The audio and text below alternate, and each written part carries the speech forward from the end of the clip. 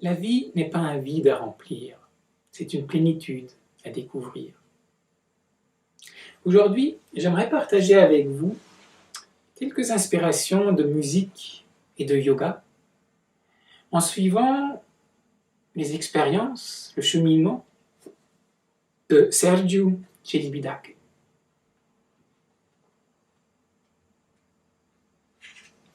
C'est par la musique que, d'une certaine façon, je suis venu au yoga, et non l'inverse. Mais ensuite, lorsque j'ai vu que la musique ne peut pas être un jeu de sensations, que jamais de la vie elle ne saurait être cela, je me suis rendu compte que rien de ce qui est dans la musique ne peut être réalisé par la volonté propre, par l'ego. Et ainsi la musique est pour moi, lorsque les conditions matérielles brutes nous le permettent, une méditation. C'est-à-dire que je ne pense pas du tout que je dois maintenant faire ceci ou cela, mais tout a lieu. Et ce n'est pas moi qui fais la musique, mais je crée les conditions pour qu'elle puisse surgir. Ce n'est pas nous qui la faisons.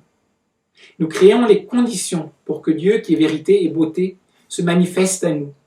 Mais nous n'y réussissons pas toujours. Pendant 8 ans, j'ai fait de la musique d'une façon tout à fait insensée, c'est-à-dire sans faire de la musique.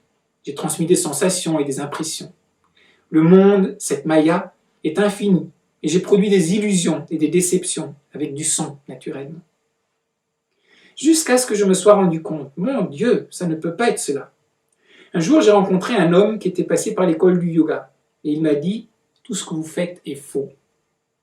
Et j'ai suivi cet homme.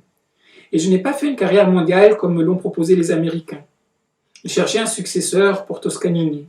Pour un homme de 35 ans, c'est intéressant, mais je n'ai pas pris le chemin de l'argent. L'homme instruit en matière de yoga me montra que ce ne sont pas les notes qui ne sont que le matériau brut qui constitue le morceau. À présent, nous savons qu'il y a une autre discipline intérieure. L'intérieur est le Kurukshetra, le champ de notre combat permanent. C'est le combat qui a été décrit dans la Bhagavad Gita. Ce combat n'a pas eu lieu voici 5000 ans avec Krishna. Il a lieu chaque jour. C'est ainsi que j'ai continué à devenir attentif à ce qui dans la musique n'est pas si matériellement brut. Et cela m'a beaucoup aidé de me séparer du son et de parvenir à la transcendance du son. Car le yoga est transcendance, et la musique est transcendance. Le yoga non plus n'est pas matériellement brut. Question. Pourquoi recommandez-vous à vos élèves de pratiquer le yoga ? Je ne fais pas cela à la légère, car je suis convaincu que dans l'état d'esprit qui nous caractérise actuellement, on ne peut venir à bout du yoga tout seul. Je suis également convaincu qu'il y a très peu de maîtres capables d'introduire à cette pratique. Les écoles de yoga que je connais, je les récuse, sans avoir le sentiment de faire mieux ou de savoir mieux. À coup sûr, je ne saurais faire mieux moi-même.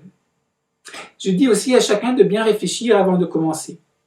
La décision est-elle prise en votre propre âme et conscience, im eigenem Sinn, ou pour d'autres?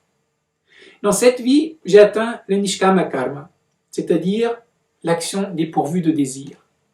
Je ne veux pas donner un concert fantastique, mais je fais des efforts fantastiques pour que ce concert nous rende nos forces spirituelles.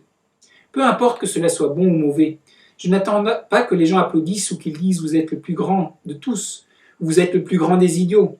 Cela ne m'intéresse pratiquement pas. C'est là une différence par rapport à jadis. Jadis, je me sentais fort maltraité par les gens qui n'avaient absolument rien compris. Comme aujourd'hui, ils ne comprennent pas. Le plus admirable est le fait du public qui n'a aucune formation du tout. Pas comme les gens qui, parce qu'ils connaissent 2 sonates et demi de piano, s'imaginent qu'ils peuvent aussi comprendre nos conditions. Ce qui est si grandiose dans un phrasé, c'est d'abord que cette phrase, si elle est réussie, si le phrasé est effectivement complet, est à l'unisson de toutes les disciplines universelles et humaines possibles. C'est un rapport de proportion, beaucoup, moins, aigu, grave, clair, obscur, rapide, lent. C'est quelque chose qui fait vibrer l'homme dans son intégralité. Si vous y parvenez, par les correspondances entre le son et le monde affectif, tous les chakras, centres énergétiques, s'ouvrent. Ils sont verticaux, et tout ce qui constitue en général ce cosmos et sa force vitale coule à travers eux. Mais nous ne pouvons parler aux gens en ces termes, car à quoi bon? C'est être cinglé. Si je dis à quelqu'un que je vois des anges qui regardent depuis là-haut et qui écoutent, et qui n'ont vraiment pas de place et qui se bousculent, il dira, celui-là, il déraille. C'est fini. Et bien sûr, nous savons bien.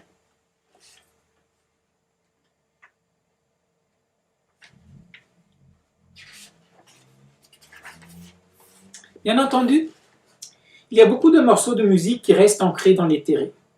Vous vous en rendez compte le plus souvent dans la musique populaire. Et cette monotonie est vivifiée un peu par le texte.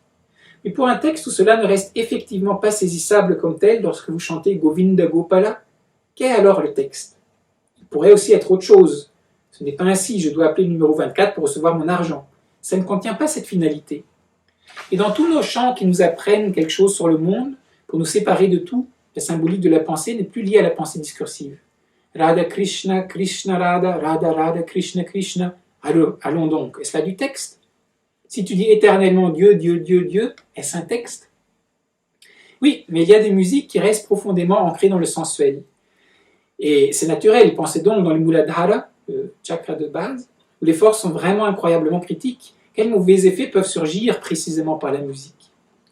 On a dit que Wagner est un compositeur si sensuel. Pas pour moi. Je ne vois là rien de sensuel. Mais j'y vois des vibrations qui peuvent aussi être orientées autrement. Je les oriente de telle sorte que je les comprends, toujours autrement, et toujours vers le haut. Et je ne peux pas comprendre qu'en écoutant Palestrine, à quelqu'un puisse penser à sa bien-aimée. Mais c'est là aussi une forme directe de méditation, et la plus concentrée. Par le chemin le plus direct, tu parviens face à un phénomène qui devrait éternellement être connu, Dieu. Il y a des musiques qui sont fixées sur Manas, sur la pensée, c'est mind en anglais, Manas en sanskrit, qui n'apportent rien de plus à l'homme. Mais il y a les mêmes musiques qui sont fixées sur Manas et qui font avancer l'homme, car nous sommes éloignés de Dieu par Manas, et c'est par Manas que nous le retrouvons. C'est le même soleil qui te donne la lumière et qui crée aussi les nuages qui te masquent la lumière, le même soleil. C'est le même œil qui te permet de voir et qui crée la cataracte qui t'empêche de voir. C'est le même charbon qui reçoit Vibhuti de la cendre et on ne voit plus qu'on est charbon. C'est par Manas que nous nous sommes éloignés de Dieu, par Manas que nous le retrouvons. Il y a une musique qui est effectivement si intellectuelle qu'elle est issue de Manas, naturellement, et n'en aura pas besoin. Moi, je ne peux rien faire. J'ai découvert il y a 40 ans que l'art est le chemin vers la liberté. Un morceau de musique s'étend en expansion dans l'espace et dans le temps. Qui donne à se devenir le droit de subsister si longtemps dans le domaine de notre conscience et de captiver l'être humain tout entier? Ce sont d'une part les correspondances entre le monde sonore avec ses propriétés constitutives, différenciées, et les réactions déclenchées dans le monde affectif de l'homme, et d'autre part les rapports entre les différentes impulsions, c'est-à-dire les contrastes, les oppositions et leurs résolutions. La particularité spécifique d'une image sonore tire l'auditeur dans une direction par les réactions déclenchées. Une autre image sonore d'un tout autre genre, se trouvant en contraste avec la première, le tire dans une autre direction. Le premier thème est héroïque, le deuxième est lyrique. Le monde affectif mis en mouvement entraîne naturellement à une résolution de cette tension qui vous a arraché au repos relatif. Et cette poussée, avec laquelle nous suivons inlassablement l'expansion, c'est-à-dire l'élargissement du conflit, n'est rien d'autre que le besoin de se libérer de cet être tiré de part et d'autre. Le son, les sensations sonores et leur association ne sont que des appâts. La polarité des sons, constituée dans des configurations, les Bilder, dans des formes, Gestalten, et le matériau de construction qui alimente l'expansion. Jusqu'où ira l'expansion de ce conflit vibrant dans le matériau sonore et dans l'homme? Jusqu'à ce qu'elle ne puisse pas aller plus loin, jusqu'au moment où le point culminant du conflit est atteint. Après quoi, l'on vit les conséquences de la résolution. Pourquoi écoutons-nous? Pour être libérés. Nous écoutons parce que la nature humaine, divine, le repos, la liberté qui réside en l'homme, qu'elle soit consciente, inconsciente ou seulement pressentie, a été interpellée par un mouvement contraire. Le son lui-même est une joie vécue de la libération. Il est la résolution d'une impulsion tendue. Par des divisions à l'infini, la corde se libère des impulsions qui viennent de l'homme et retrouve ainsi le repos originel auquel elle a été arrachée. Donc à nouveau, libération. Vraiment des très très très très belles inspirations sur la musique ou le yoga, de manière plus large sur le son et aussi la parole. Raymond Panicard disait « Ce que je vais essayer de dire ne peut pas être dit, et c'est parce que cela ne peut pas être dit que ça vaut la peine d'essayer de le dire. »